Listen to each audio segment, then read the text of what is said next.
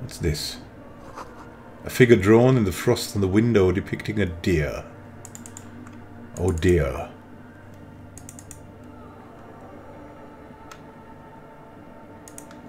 Can we leave through this hole? In white, silver, and apricot faience, the young mother of humanism stands above you. A crack runs across her body. She is impossibly tall, oval-faced and sad. A dark and radiant majesty. This is her innocence, Dolores Day. Cradled in her arms are a pair of glowing lungs, clearly visible from underneath her flowing dress. You should kneel. All right, Your knees touch the floor. The floorboards are hard and cold.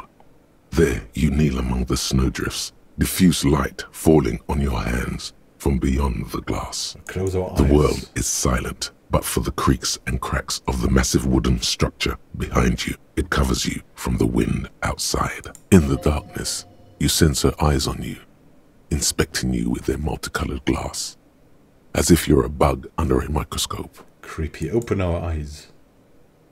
The woman looks down at you, kneeling. She towers among her followers, architects, laymen, courtiers. There is a sad smile on her lips, and a glint in her green-blue eye. Of what? Compassion? Remorse? She acknowledges the passing of someone who is still alive. You.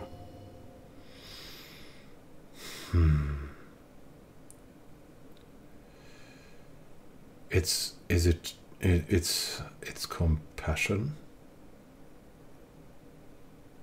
As that soft word passes through your mind, the lieutenant draws an X-shaped cross from shoulder to shoulder.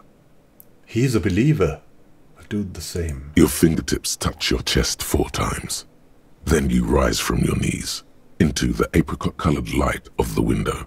Above you, the woman still smiles her distant smile, sundered by the crack in the glass. This is Dolores Day. The old woman in the village was right. This must be the DeLorean Church of Humanity in Martinez, or the small Pinewood Church in some records. It's a minor landmark, not easy to find. Most maps misplace it. It was built not long after Revachol's founding, 300 or so years ago, by first-generation settlers. On the coast of an uninhabited archipelago, where only animals had roamed before, in the wild reeds. What else do you know? There used to be 7 stave churches on the coast. Les Sept Sœurs, they call them. The 7 sisters. The 7 sisters. Only one remains. All the rest together. were burnt in the revolution or used for building materials. We should be respectful here, although the building appears to be deserted. I do not believe we'll find the instigator here. Something else, perhaps? He looks at the machinery lying around. Respectful? Is the lieutenant a follower of DeLoreanism? There it is again. A small pang of guilt. It's time to ask him what happened here. Do you know why it was abandoned? Were you part of the police raiding this? I have a theory, yes. Oh. There was a police raid a while back. I heard the place was shot to pieces. The old woman in the village was being tactful with us when she didn't mention it. She has more respect for the RCM than many around here. Who conducted this raid? Was it me? Well, your station was involved, I hear. Although I can't be sure. How come the lieutenant isn't sure? Is this confidential information? He doesn't want to tell us it was me. 3 precincts were involved in the raid, and people say Precinct 41 was one of them. I don't remember being here. I am pretty sure it was a clandestine operation. I don't know anything more about it, why it was conducted, or who participated. I try not to pry into extra-district matters. If I was here, I should find out what I was doing. Good luck. You will not get information on a confidential operation from your station secretary just by calling. If you really don't remember, it might be better to keep this one forgotten. It happened a while ago. It's unimportant to our business in Martinez now. Are you a follower of DeLoreanism? Yes, we all are. Her name, body, and rule are synonymous with humanism. The laws we enforce are DeLorean in origin.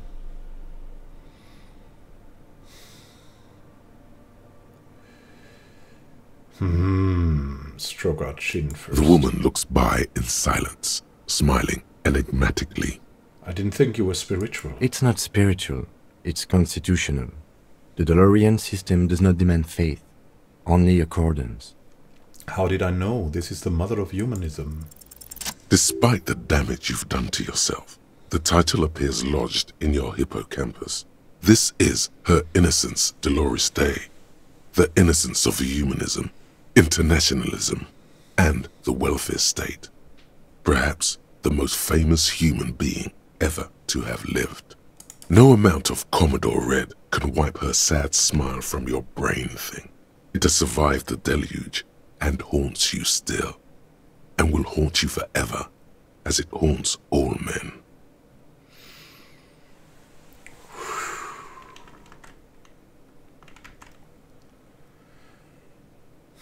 What exactly is an innocence? The highest category of historic individual, an embodiment of the world spirit. A ruler? More, an innocence is elected to office by the founding party, a precedent that has taken place a mere 6 times in the entirety of history. The legal system of the Real Belt is built to accommodate innocent rule should it coincide with our time. An innocence is infallible.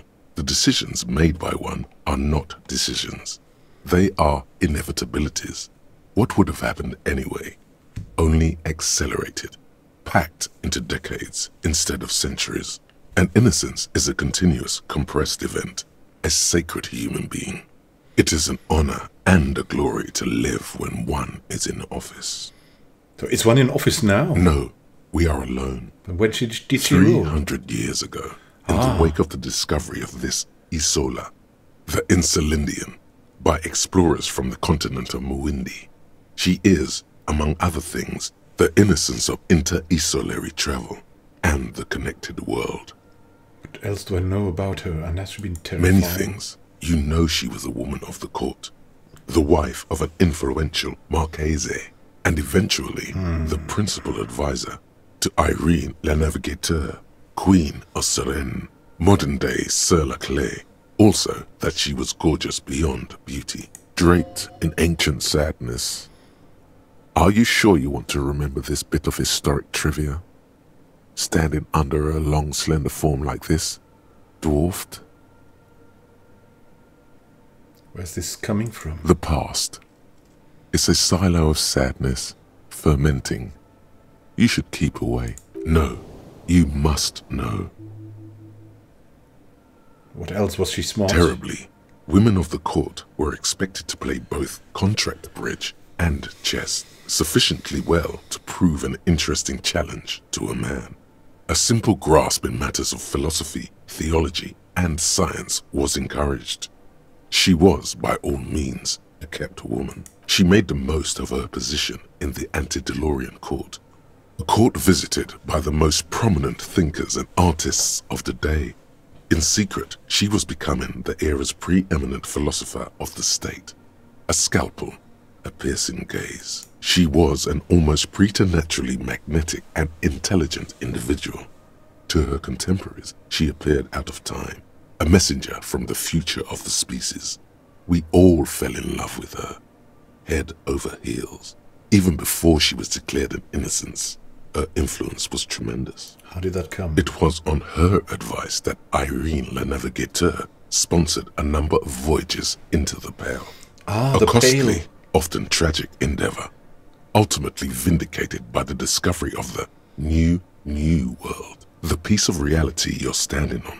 She was crowned 2 years after the first expedition returned, setting in motion what is widely considered the greatest era in history. The DeLorean era. We have an art degree. Wow. Wow, indeed. When her innocence was declared, and the queen she had advised for years fell on her knees before her, she was so overcome with emotion that her lungs started glowing in her chest. What? That seems out of... Is she a machine? Bystanders reported golden filaments lighting the already sunlit chamber around her, clearly visible beneath her dress. She was a machine. That is why the lungs are the symbol of love for the cultures of the Real Belt. I want more. As did we all. The lands of the Mesk and the Occident, and even far away Supramuindi. Altogether, 21 of the 40 mundial nations of the time immediately accepted innocent rule. even before her crowning. So she was crowned. She was even a ruler. In a city called Advesperaskit in Vesper, Messina, her homeland. The name of the city means evening comes, but it happened on a winter's morning, with the canals frozen and slush falling out of the sky. She was dressed in a white and pearl dress on an emptied-out plaza with the crowd far away. Already, her Theriers, the secret servicemen of the Innocents, were worried about an assassination attempt. Has she been assassinated?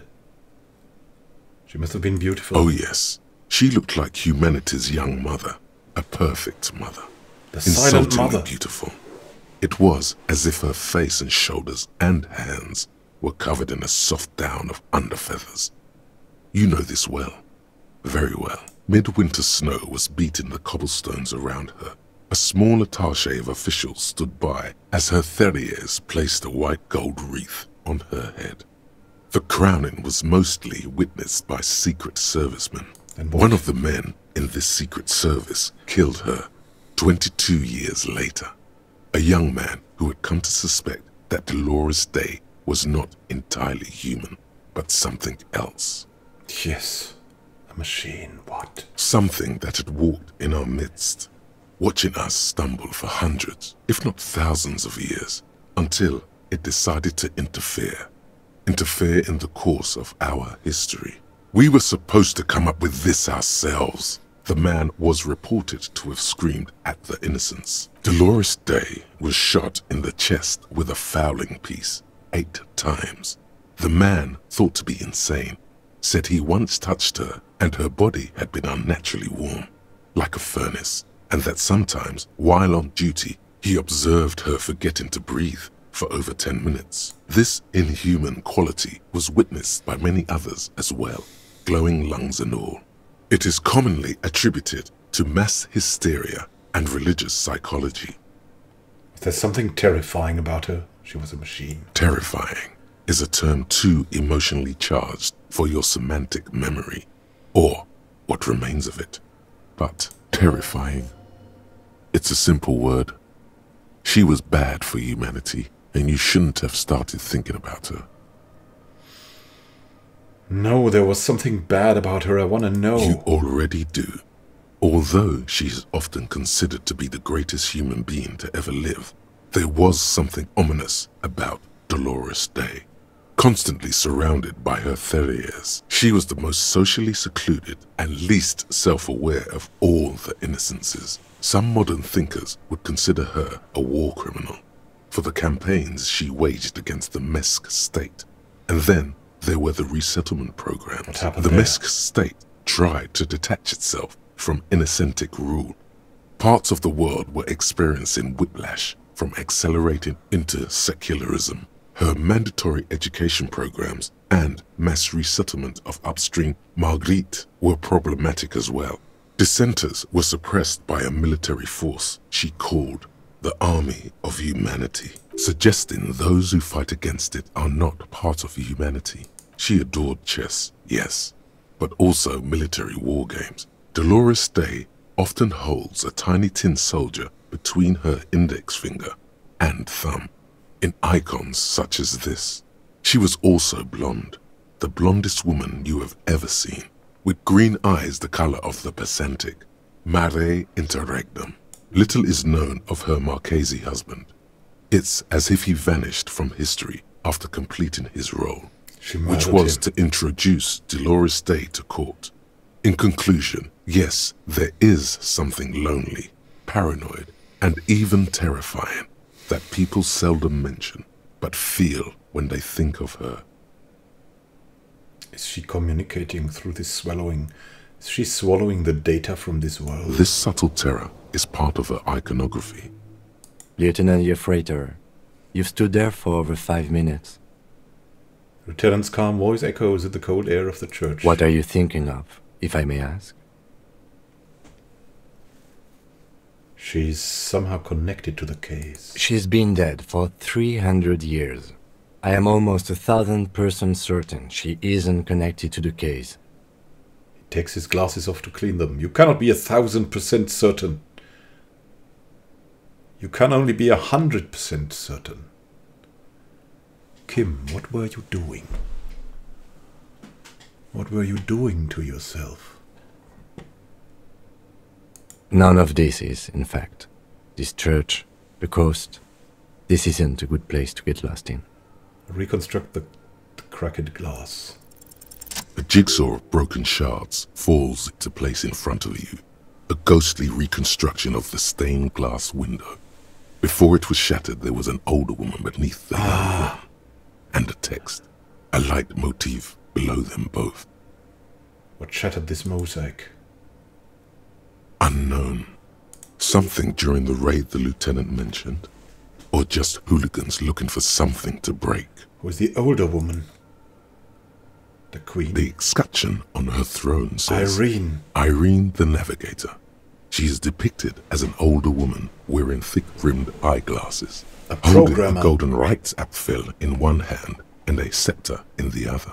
This is the queen her innocence day advised.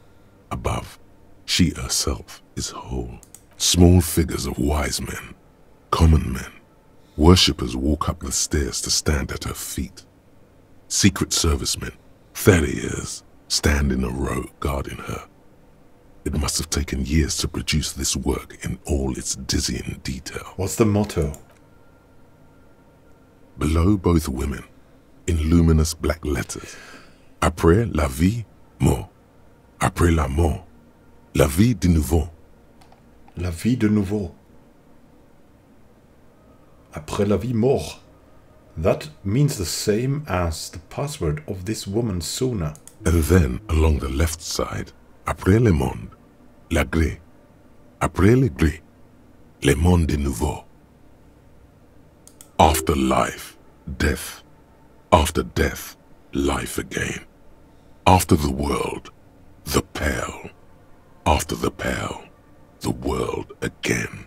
This is the great leitmotif of humanism, a summary of the effect of the discovery of this Isola, the Insulindian, on human thinking. A tremendous sea change, akin to finding life after death. Lieutenant, this used to say after life, death after... Death, life again. After the world, the pale. After the pale, the world again. This exaltation is common in Dolorian sacralism. In the early years, it was even incorporated as the RCM slogan. No more, however. Why? It was deemed subservient to use a strongly moral intern-related motto. We already suspected of bootlicking. The sentence was also seen as too feminine. That is too feminine? It was a macho thing. What is the RCM motto now? Justice, union, prudence, and force.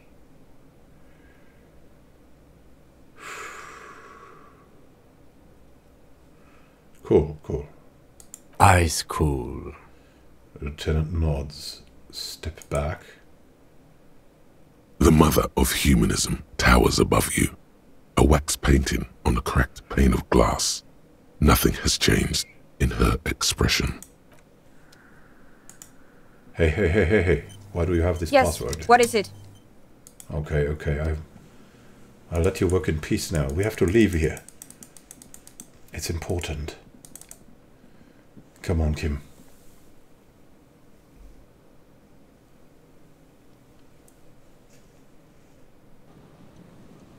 Where's the tent? Tent.